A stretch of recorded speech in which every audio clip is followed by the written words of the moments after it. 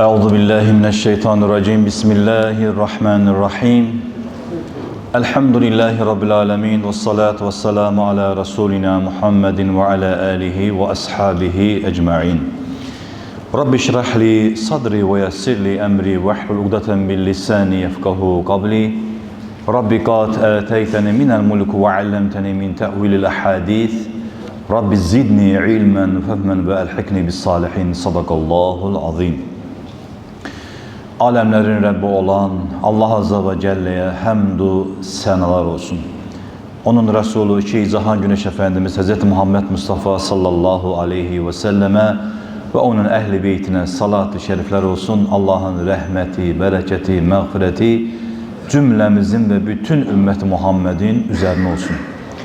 Aziz değerli kardeşler, bugünkü cüme vəz mövzumuz Müslümanın, İslam'ın başlangıç, əsl başlangıç olan il başı olan Məhərrəm ayı hakkında məlumat vereceğiz inşallah. Yani Məhərrəm ayında hansı fəzilətlər var, neler baş vermiş, vaxtımıza qədər inşallah, vaxtımızın olduğu qədər inşallah istifade etmeye çalışacağız inşallah. Kur'an-ı Kerim'de bilirsiniz ki Allah'ın kitabı olan Kur'an'da İslam deyəndə əlbəttə təməl olan Kur'an-ı Kerim'dir. Kur'an-ı Kerim'de Allah Azze ve Celle təməl olan mesajları bütün Müslüman alemine vermiş. Yani hatta bu aylardan bile Peygamber Efendimiz sallallahu aleyhi ve selleme vəhy vasitəsilə də bildirilmiştir. Tövbə suresinin 36. ayetinde Allah Azze ve Celle belə buyurur. Estaizu billah. İnne iddete'ş-şuhuri indallahi 12 şehran fi kitabillahi yevme halaqas-semavati vel-ard. Halaqas-semavati vel-arda minha arba'atun hurum. Zalike'd-dinul qayyim fela tezlimu fihinne enfusakum. Ve ila'l-ahir ayet. Sadakallahul azim. Bu okuduğum ayet-i kerimede Tövbe suresinin 36. ayetinde Allah Azze ve Celle bu ayların var olmasını bu şekilde bildirir. Hakikaten Allah yanında ayların sayı göyleri ve yeri yarattığı günden beri Allah'ın kitabında 12'dir.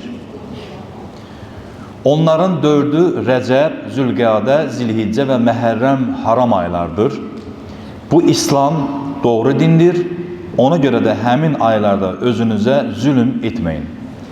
Şimdi bu ayetin tefsirine baktığımız zaman ve hadis-i şeriflere Peygamber Efendimiz sallallahu aleyhi ve sellemin sünnetine müracaat ettiğimiz zaman ki yani bilirsiniz ki Kur'an-ı Kerim tefsiri Resulullah Efendimizin hayatıdır. Yani bazı Kur'an-ı Kerim'de mesajlar verilir, temeller atılır ama açıklaması nedir? Sünnet-i seniyeden bilir. Yani Peygamber Efendimizin hayatından, eshabın hayatından.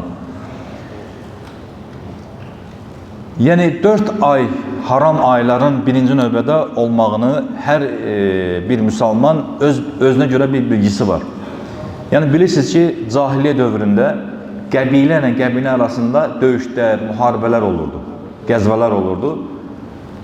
Bu ayları öz aralarında haram ay adlandırmışlardır. Yani bu aylarda döyüş olmaz, kan tökmek olmaz. Yani bu ayların, bu 4 ay bununla bilinir. Bunu bilirik. Şimdi bugün bizim mövzumuz olan Məhərrəm ayı tabii ki bazen elbette İslam dininin içinde bilgilerin de içinde müəyyən bir hurafatlar var. Hurafatlar var. Ne hurafatlar? İnsanların öz nəfsi tərəfindən uydurulmuş veyahut da İslam'da ne Əhl-i Beyt'te var, ne İslam'da dediğimiz, ne de Kur'an-ı Kerim'de olmayan müəyyən bir hurafatlar var. Ona az da olsa bir gireceğiz inşallah.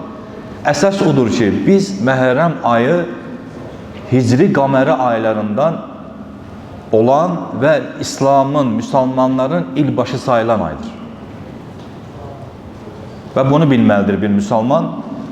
Ve bu aya başlandığı zaman sanki artık yeni yaşıma deyirlər ha, yeni yaşım mübarək. Bəzən indi İslam'da yeri olmasa da yani ad günü keçirdirlər ha. Yani Allah senin evvelki ömrüne indən sonraki ömrünə bərəkət versin, əvvəlki ömrünü, yəni etdiyin xataların, günahlarını bağışlasın deyə insana dua edirsən. Ən azından bir müsəlman olaraq, yəni qeyri-müslim kimi deyil də, ən azından məsəl üçün səni dediyi zaman yəni bu şəkildə səni ifadə edirlər, ad gününü təbii ki. Yəni bu ayın bu ilin başlanğıcı bizim üçün bir dua almalıdır. Bax, birinci növbədə bunu çatdırmaq üçün mesaj vermək istəyirəm ki, indiyə kimi əvvəlki ömrünü necə xərclədin, bu yeni ilinə başlayarkən də nə planlar cızdın? Yəni, Allah adına, İslam adına, həyatında nə dəyişikliklər etmək üçün planlar cızdın? Bilirsiniz ki, hər bir həyatımızda bir disiplin olmalıdır. Biz hər zaman söyləyirik, istər məscid olsun, istər ailə həyatı olsun, istər hər bir şey disiplinli olmalıdır. Olmazsa olmaz. O zaman disiplin olmayan yerdə də əməl olmaz və onun bərəkəti də olmaz. Ona görə bir müsəlman fərasət sahibi olmalıdır. Ağıl sahibləri deyə xitab edir Quran-ı Kərimdə Allah bizə. Ağıl sahibləri. Ona görə bu ayın başlanğıcı, bu ilin başlanğıcı Məhərrəm ayı bizim üçün Allah rızası üçün bu işi niyyətlənmişəm. Məsəl üçün, deyək ki, bu il çalışsam, daha çox məscidə namaz qılmağa gələcəm. Getməyənlər, o müqəddəs torpaqları görə bilməyənlər, inşallah mən də bir özümə toparlayıb, mən də bir ömrə eləyəcəm.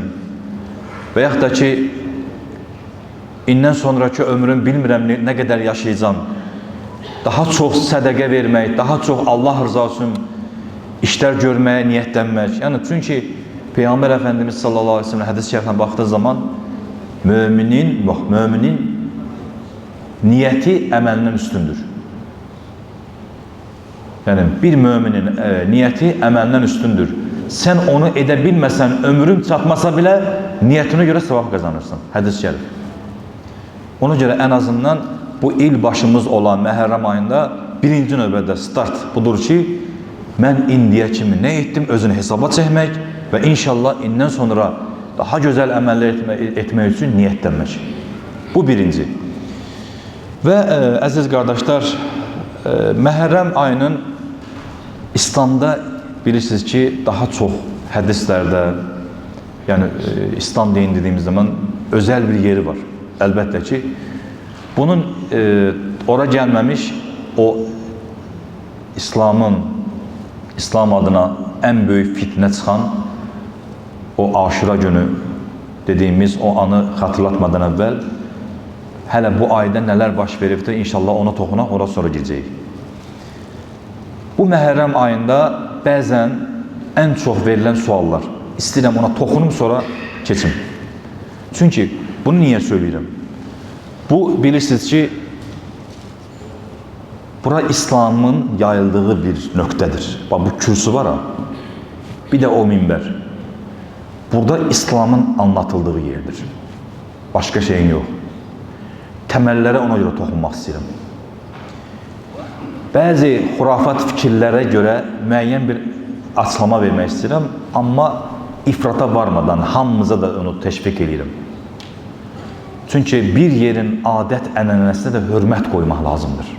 Baxın, Peyğəmbər Əfəndimiz sallallahu aleyhi və səlləm dini təbliğ edərkən hansısa bir xalqa, hansısa bir qövmə İslama zidd olmayan adət ənənələrə toxunmurdu.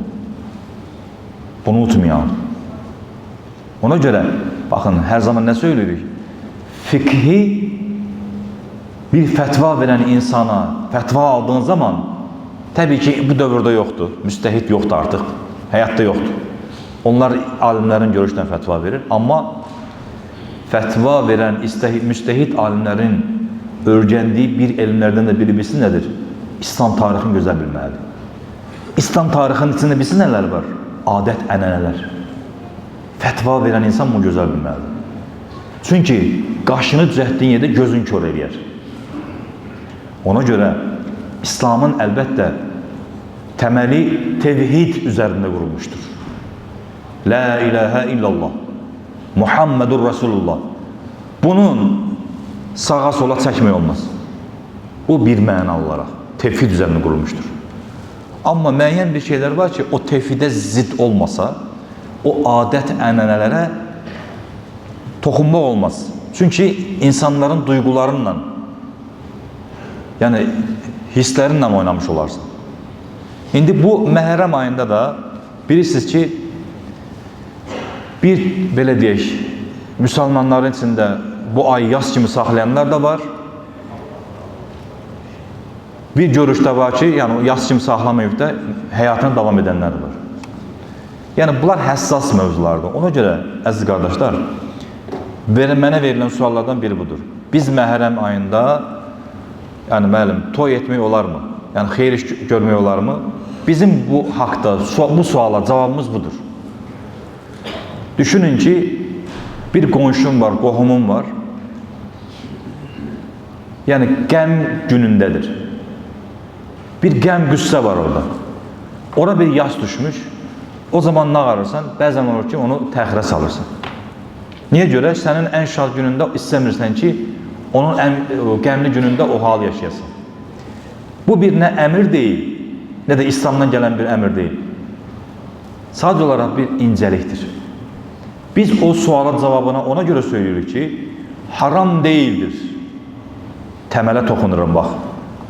Çünki heç kim təmələ toxuna bilməz. İslamın haram olmayan bir şeyinə halal və ya da halal olmayan şeyinə haram demək.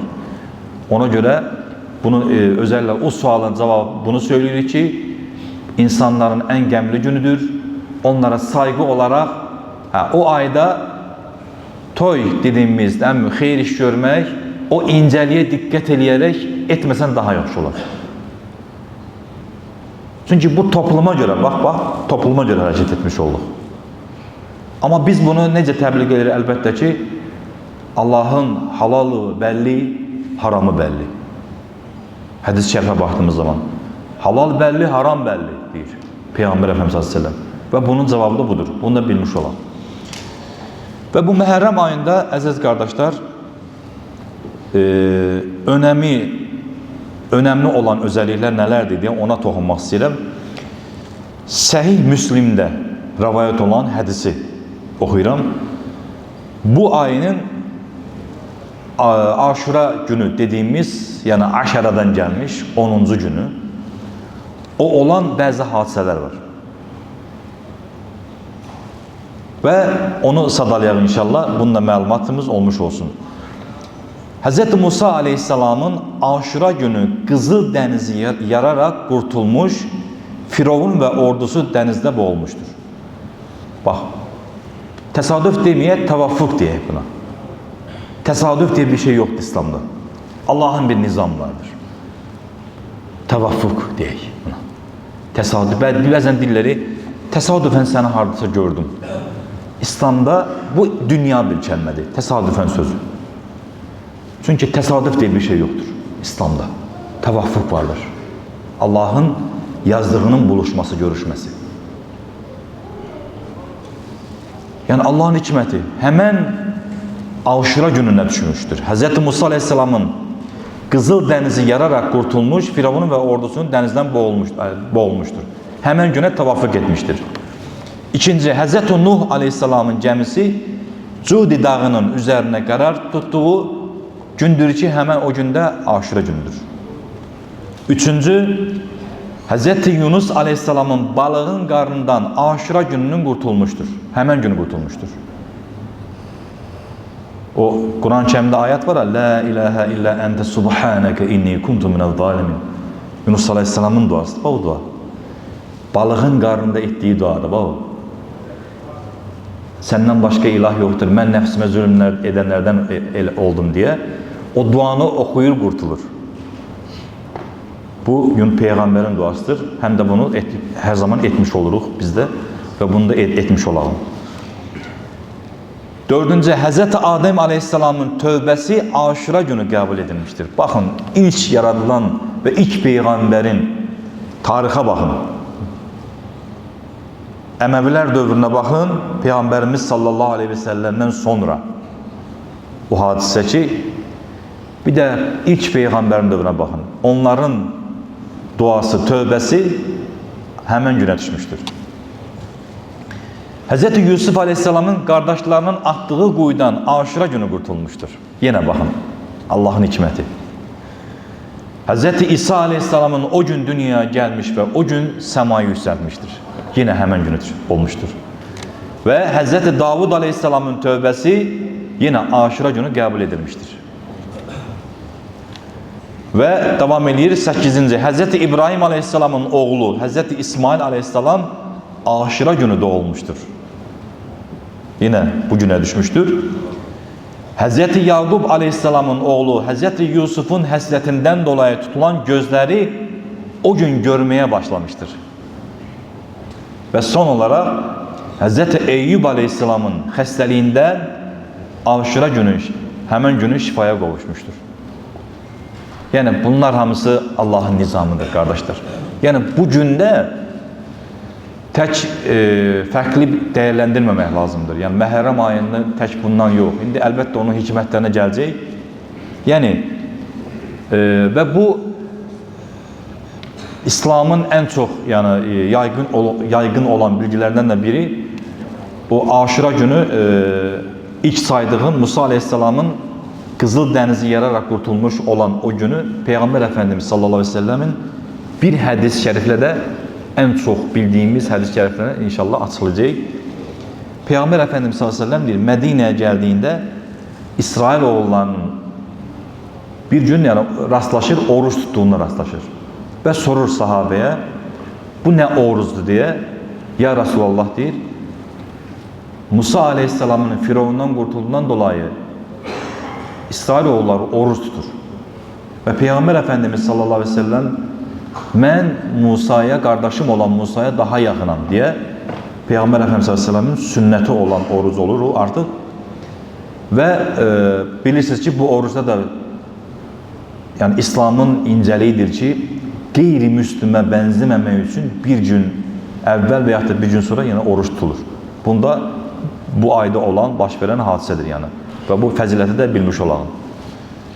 Və əsas məsələyə gələyim İslamın qara yarası. İslamın en büyük fitnesi olan o Məhərrəm ayında en çok hatırlanan o gün. Bilirsiniz ki İslam tarixində Peygamber Efendimiz sallallahu aleyhi ve sellemin hayatından sonra artık dünyasını dəyişəndən sonra fitneler başlayır. Yani bu Peygamber Efendimiz sallallahu aleyhi ve sellemin dünyasını dəyişəndən sonra tek başlamır. Yani bu İslam'ı, Siyer-i Nəbini okuduğumuz zaman, Peygamberimizin hayatını okuduğumuz zaman siz görürsünüz ki Peygamberimizi daima öldürmeye çalışırlar. Ona hile kurmaya çalışırlar. Yani fitne her zaman olubdur. Peygamberimizin dövründe bile olubdur. Ama en dəhşətlisi Peygamberimiz sallallahu aleyhi ve sellemin dünyasını dəyişəndən sonra daha çok baş verir. Ama bu dinin sahibi kimdir? Allah'tır. İslam dininin sahibi Allah'tır. Allah dinini tamamlayacaktır. Bunu Kur'an-ı Kerim'de vəd etmiştir. Kıyamete kadar Allah dinini tamamlayacaktır. Hansı toplum ne ilirse etsin. Hatta biz çalışmasak bile, sen çalışmasan bile Allah birinin elinden düzeltecek bu dini. Sen sadece olarak